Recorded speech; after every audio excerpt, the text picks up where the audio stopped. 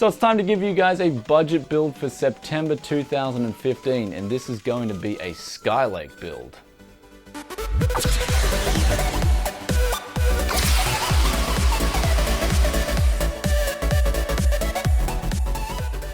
Ladies and gentlemen, welcome back to Tech Yes City. This is Brian coming back to you guys today with an interesting PC build this month. I've been getting a lot of requests for Skylake builds, so I'm going to be doing just that today. However, that being said, I'm going to be putting a link in the description below for the Xeon Haswell build as well, which honestly is better value for money in my opinion. So I'll be putting the links for both these PCs in the description below, though for what it's worth, we'll be focusing on the Skylake build today, so let's get on with it. So for the CPU, we're going with the Intel i5-6600K. Now this is a 4-core, 4-threaded beast of a CPU. It's also the latest and greatest out from Intel at the moment. So not only that, you'll be able to overclock this thing and you'll have the best IPC out there. So this thing will give you a snappy desktop experience, as well as play all those latest games that you need it to play. And with DX12 around the corner as well, the 4-core, 4-thread debate isn't much to worry about. Now, an overclockable CPU wouldn't be complete with a CPU cooler, so for that we're going with a Cooler Master 212 Evo. This thing is going to be able to keep this CPU under control, it's going to be able to tame this hot beast, and it's going to be able to do a good job of that for $25. Now for the motherboard, we're going with the Z170 from MSI. This is the M3. Now this thing comes loaded with everything that I would want from a motherboard on a Z170 solution. We've got good onboard audio, we've also got a good NIC and a very solid VRM. And the VRM has some solid heat sinks covering that, so you'll be able to game 24/7, even overclocked, knowing that nothing is going to go wrong.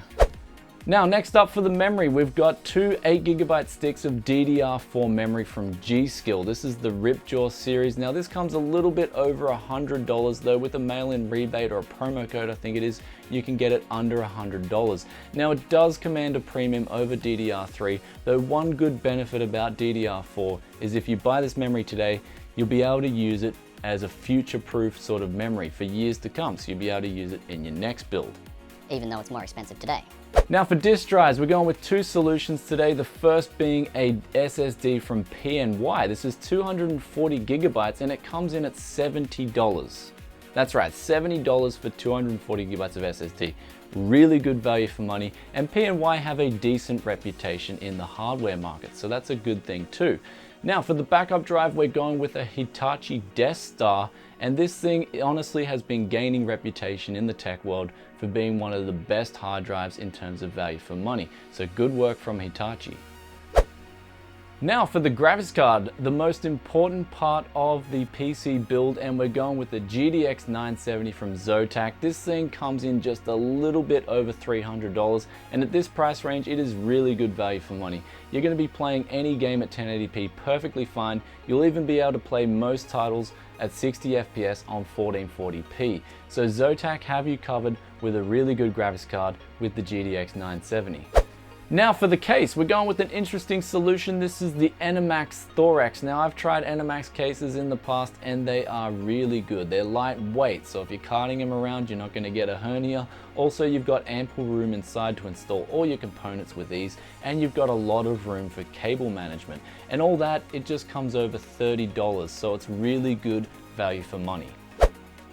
Now for the power supply, we're going with an EVGA 500 watt bronze rated power supply. This thing comes in at $30. That's after a mail-in rebate, though at $30, it is exceptional value for money. You're getting a solid power supply, and 500 watts is going to be ample fine for our build today. Though if you did want to step it up on the power supply, which I'd always sort of recommend, then you can get like a Cooler Master 650 watt gold rated power supply for around about $70. So I'll put the link in the description below for that too, if you want to step it up on the power supply, which will kind of give you more options in the future.